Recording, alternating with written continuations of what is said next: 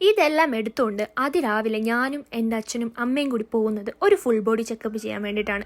ട്രിവാൻഡ്രം കിംസ് ഹോസ്പിറ്റലിൽ നിന്നാണ് ഈ ഒരു ഫുൾ ബോഡി ചെക്കപ്പ് ഞങ്ങൾ ചെയ്യുന്നത്.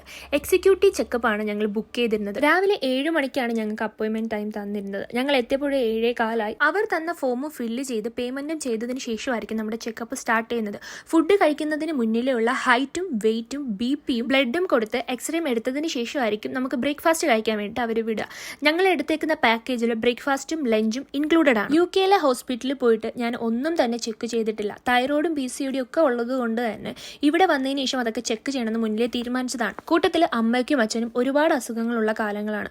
അതുകൊണ്ട് അവർക്കൂടി ഒന്ന് ചെക്ക് ചെയ്ത് ഒന്ന് തൃപ്തിയാകാം. ബ്രേക്ക്ഫാസ്റ്റ് കഴിഞ്ഞ് 2-3 മണിക്കൂറിന് ശേഷമായിരിക്കും അടുത്ത ബ്ലഡ് കൊടുക്കലും ECG, അൾട്രാസൗണ്ടും ഡെന്റലും ചെക്ക് ചെയ്യുന്നത്. അത് കഴിഞ്ഞ് ലഞ്ച് കഴിഞ്ഞ് വരുമ്പോഴത്തേക്കും നമ്മളെ ഡോക്ടർ കൺസൾട്ട് ചെയ്യാൻ വിളിക്കും. അസുഖങ്ങൾ എന്തെല്ലാം കണ്ടുപിടിച്ച് അതിനുള്ള ഡോക്ടറും അവർ പ്രിഫർ ചെയ്യും. അതിനുശേഷം ഒരു 3-4 മണിയോടെ